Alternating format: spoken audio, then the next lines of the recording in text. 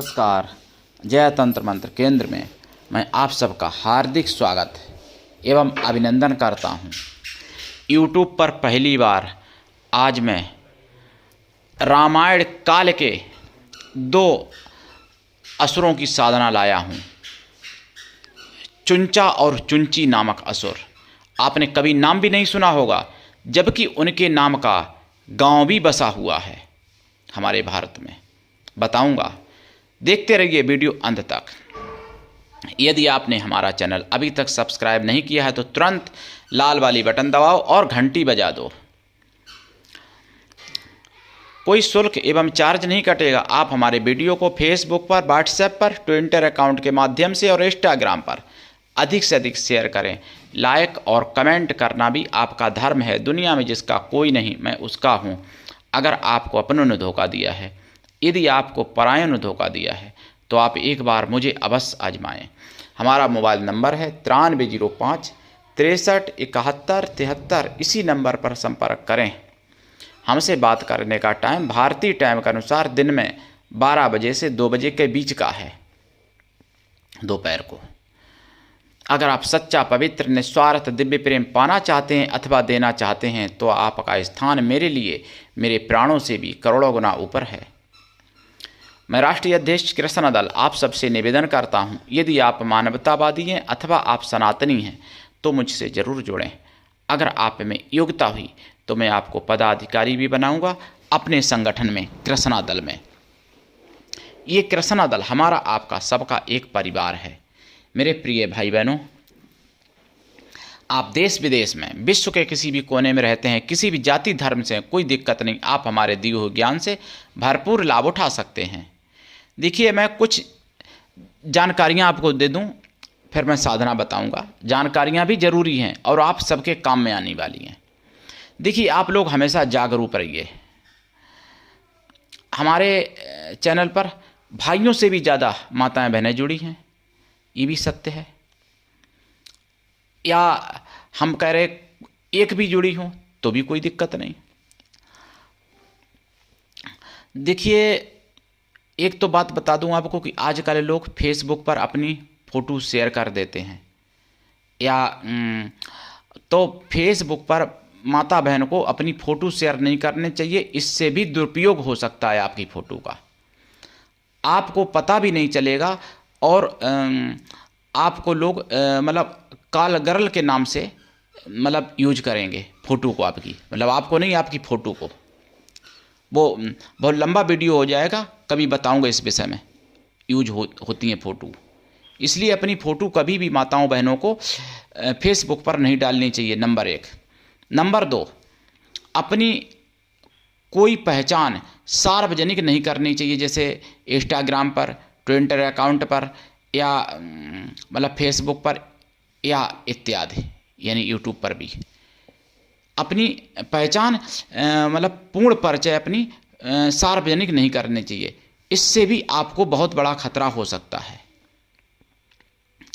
दूसरी बात, आपको अपनी आवाज़ भी सावधानी पूर्वक ही बदलनी चाहिए, क्योंकि ऐसा भी होता है कि आपकी आवाज़ की कॉपी करके और आपके घर वालों को लोग पागल बना के करोड़ों रुपए भी ठग सकते हैं। शातिर लोग ऐसे भी होते हैं।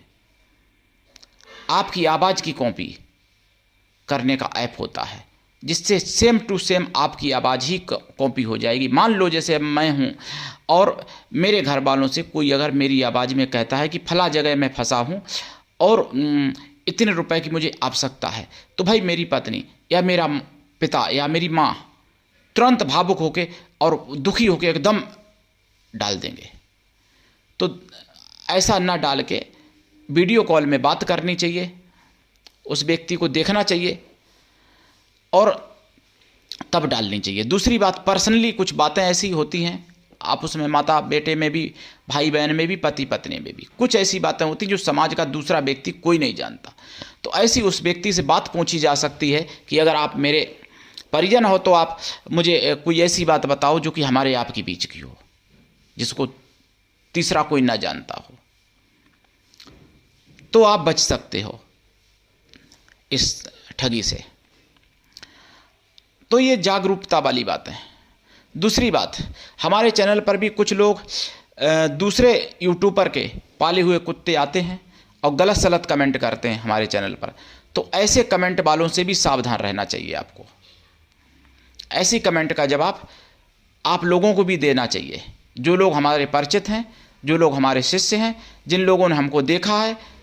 हम ये नहीं कहते कि बिना देखे दो, हालांकि बिना देखे भी जो लोग मेरी बात पे विश्वास करते हैं, दीक्षिता जैसे लोग, तो ऐसे लोगों को तो बहुत बहुत धन्यवाद है। ऐसे लोग तो मतलब इन्हीं एक बहुत ही बड़े सर्वोच्च सम्मान के योग्य हैं, जिन्होंने मुझे देखा नहीं और मुझ पर विश्वास किया। लेकिन जिन लोगों ने मुझे देखा है वो तो लोग व्यक्तिगत मुझे जानते ही हैं, मेरे स्वभाव को जानते ही हैं, मेरे विचारों को, मेरे कारनामों को जानते ही हैं। तो उन लोगों को जवाब देना चाहिए ऐसी गलत कमेंटों का। जैसे काम्या देवी की साधना में एक किसी मूर्ख महामूर्ख ने कमेंट की थी, अंकुर गुप्ता नाम से कमेंट आई थी कि झूठ झूठ ये काल्पनिक है, जबकि मैं देवी पुराण से मतलब वो साधना दे रहा हूँ, दी थी काम्या देवी की। और देखिए, हम कोई भी बिना प्रमाण की बात नहीं करते, जबकि कुछ आंशिक ज्ञान बचा है। ज्ञान का पूरा भंडार मुगलिया शासन में नष्ट कर दिया गया, ये मैं हमेशा बोलता हूँ। लेकिन वो अंकुर गुप्ता नाम से जो कमेंट आई थी, ये जरूरी ना समझिएगा कि अंकुर गुप्ता ही हो सकता है अंकुर की जगह पे उसका नाम आलम हो, लेकिन वो अंकुर गुप्ता नाम से आईडी बनाया हो फर्जी। ऐसे भी लोग चल रहे हैं बहुत। हो सकता है उस का नाम हसीन हो या अब्दुल हो, लेकिन अंकुर नाम से आईडी बना के यहाँ गलत कमेंट करने आया हो। ऐसे भी बहुत लोग घूम रहे हैं। या उसका कोई मतलब यानी ईसु का कोई नाम हो, लेकिन अंकुर नाम से कमेंट करने आया, क्योंकि सनातनी चैनल है इसलिए।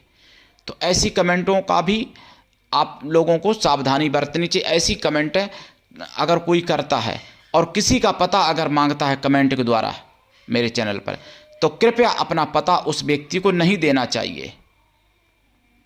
मान लो कोई माता बहन है या कोई भाई ही है क्यों ना है, और मेरी कमेंट मेरे चैनल पर मतलब उसकी कमेंट है, और वो दूसरा व्यक्ति फ्रॉड व्यक्ति अगर आपका पता मांगता है कमेंट करके मेरे चैनल पर, तो ऐसे लोगों को अपना पता एड्रेस बिल्कुल ना दें। दूसरी बात, माताओं बहनों से एक विनम्र निवेदन कि अपनी आईडी अपने ओरिजिनल नाम से ना बनाएं। अगर बनाई है तो बदल दें।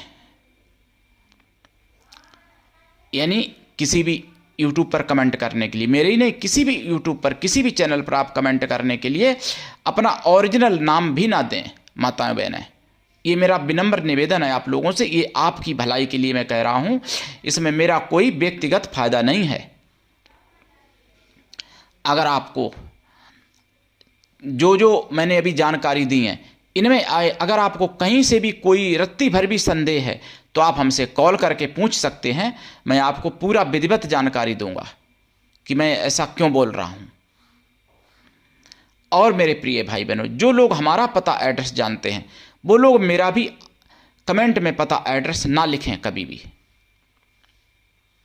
क्योंकि मैं ऐसी चीज़ों से जुड़ा हूं राष्ट्र हित में, जो कि मेरा पता एड्रेस सार्वजनिक होना आवश्यक नहीं है। जिसको आवश्यकता है उसको मैं कॉल पर अपना पता बताता हूं, अपने आश्रम पर भी बुलाता हूं, बल्कि मैं राष्ट्र हित में कुछ ऐसी चीज़ों से जुड़ा हूं, ऐसा कार्य कुछ करता हूं जो कि हमारे जैसे लोगों का पता सार्वजनिक नहीं करना चाहिए। मेरे प्रिय भाई बहनों, अब मैं आपको बता दूं चुंचा चुंची राक्षसों के बारे में। देखिए, जब आप तमिलनाडु से कर्नाटक आते हैं वनमार्ग में, यानी राम वन को जो गए थे उसी रास्ते से, यानी सीताहरण तो पंचवटी में ही हो चुका था नासिक में, फिर नासिक से भगवान राम कर्नाटक के रास्ते, जो आज कर्नाटक जगह है, कर्नाटक के रास्ते तमिलनाडु के रास्ते भगवान पहुँचे थे रामेश्वरम। तो तमिलनाडु से जो कर्नाटक आप आते हैं तो चुंचा जो राक्षस था उसके नाम से आज भी गांव बसा हुआ है। उस गांव को आप अगर सुनना चाहते हो, मैं विधिवत क्या बताऊं यहाँ पर, तो आप यानी 19 दिसंबर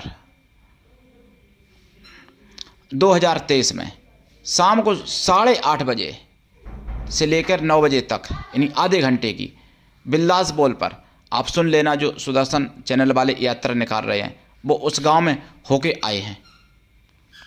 तो चुंचा चुंची जो राक्षस थे ये ऋषियों को कष्ट दिया करते थे। भाई राक्षस तो कष्ट देते ही हैं अच्छे लोगों को। तो भगवान राम को जब पता चला, भगवान राम ने उनको बुलाया, वो आए भगवान के पास और भगवान के विचारों को सुना, भगवान की बात मानी राम की। भगवान राम जी ने उनको सात्विकी बना दिया और उनकी साधना करने से, चुंचा की भी और चुंची की भी साधना करने से किसी की भी खराब बुद्धि को अच्छी बुद्धि में बदला जा सकता है। जैसे मान लो लोग कहते हैं कि किसी का पति गड़बड़ है या किसी की पत्नी गड़बड़ है, गलत रास्ते पे चल रहा है, या किसी की बेटी गलत रास्ते पे चल रही है, या किसी का बेटा गलत रास्ते पे चल रहा। और आजकल तो यहाँ तक ऐसे भी फ़ोन आते हैं, कोई कहता है कि मेरी माँ गलत रास्ते पे चल रही है, कोई कहता है मेरा बाप गलत रास्ते पे चल रहा है। अब तो माँ बाप को भी सुधारने की ज़रूरत पड़ रही है, क्योंकि संस्कार नहीं रहे ना, संस्कार भूल गए सनातनी ना। इसलिए तो ऐसे लोगों को गलत रास्ते से अच्छे रास्ते पे लाने के लिए चुंचा की और चुंची की आप साधना करें तो आप गलत रास्ते से अच्छे रास्ते पे ला सकते हैं और भी सब कुछ प्राप्त करा सकते हैं, क्योंकि वो मायावी शक्तियों का भंडार थे, चुंचा भी और चुंची भी राक्षसी। अब कुछ लोग इसको भी काल्पनिक कह सकते हैं, जो मेरी साधनाओं को काल्पनिक या झूठ कहते हैं। तो ऐसे लोगों को पहले अपने पिता का पता करना चाहिए कि उनका ओरिजिनल पिता कौन है। वो एक ही पिता है जिससे वो पिता कहते हैं कि कोई दूसरा पिता है उनका, वो भी उनको पूछना चाहिए अपनी माँ से। जो सनातनी पूजा पद्धति को काल्पनिक या झूठ कहते हैं ऐसे लोगों को। तो चुंचा और चुंची इनका उल्लेख रामायण में मिलता है, श्री रामचरित में नहीं मिलेगा। श्री रामचरितमानस में तो कई चीज़ों ऐसी हैं जो नहीं मिलती हैं उल्लेख, तो क्योंकि शॉर्टकट में संक्षेप में रामायण बनाई है ना, गोस्वामी जी ने पहले ही बोल दिया था। तो चुंचा चुंची की साधना से सब कुछ आप प्राप्त कर सकते हो। आज मैं दोनों की साधना इसी वीडियो में बता देता हूँ, दोनों की। देखिए, चुंचा की साधना अगर किसी भी पुरुष को अच्छे रास्ते पर लाने के लिए, और चुंची की साधना किसी भी स्त्री को अच्छे रास्ते पर लाने के लिए करें आप। पहली बात, इसमें दक्षिण दिशा की तरफ मुख करके काले कमल के आसन पर बैठना पड़ता है। पीले पर भी बैठ सकते हैं, लाल पर भी बैठ सकते हैं, दिशा उत्तर या पूरब भी कर सकते हैं। रुद्राक्ष की माला से या लाल चंदन की माला से या लाल हकीक की माला से या तुलसी की माला से या सफ़ेद चंदन या सफ़ेद हकीक की माला से या स्फटिक की माला से आप जाप करेंगे। जाप का 10 हवन करेंगे, हवन का 10 तर्पण, तर्पण का 10 मार्जन करेंगे, मार्जन का 10 ब्राह्मण पवित्र दाम्पत्य लोगों को भोजन कराएंगे, मतलब स्त्री को भी और पुरुष को भी, स्त्रियों को भी पुरुषों को भी भोजन कराएंगे आप इसमें। और देसी गाय के घी का दीपक जलेगा, सरसों के तेल का भी दीपक जला सकते हैं। खोया की मिठाई का प्रसाद और फलों का प्रसाद रखें, पंचमेवा का प्रसाद रखें। इनकी पूजा केवल सात्विक रूप में की जाती है, क्योंकि ये सात्विकी बन गए थे, इसलिए तामसी का कोई विधान नहीं है। इन्होंने असुर भाव ही छोड़ दिया था राम की शरण में आने के बाद।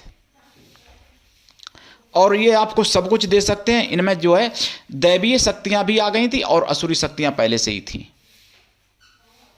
चुंचा और चुंची राक्षसी में ये दोनों पति पत्नी थे। एक की भी साधना अगर आप करते हैं तो भी आपको सब कुछ प्राप्त हो सकता है। अगर आप जोड़ा से इनकी कर लेते हैं साधना तो इससे तो अच्छा फिर कुछ है ही नहीं। इस साधना के बारे में कहूँ तो इससे शत्रु नाश भी होते हैं, और वशीकरण, आकर्षण, मोहन, मारण, स्तंभन, द्वेषण और रासायनिक कर्म, पौष्टिक कर्म, शांति कर्म, सभी कुछ इससे आप कर सकते हैं इस साधना से। तो मेरे प्रिय भाई बहनों, उठाइए लाभ, कर लिए साधना, दीक्षा लेके करिए। बिना दीक्षा के कभी कोई साधना सफल नहीं होती है। और दीक्षित होना बहुत ज़रूरी है। जब तक दीक्षित नहीं होता है कोई भाई या बहन, कोई दीक्षिता नहीं होती है, तब तक उसको कोई किसी भी प्रकार से पूजा जप तप का, व्रत उपवास का फल ही नहीं मिलता है। और शक्तियाँ प्राप्त होने की तो बात ही छोड़ दो। मेरे प्रिय भाई बहनों, उठाइए लाभ। आज के लिए इतना ही। धन्यवाद। जय श्री राम।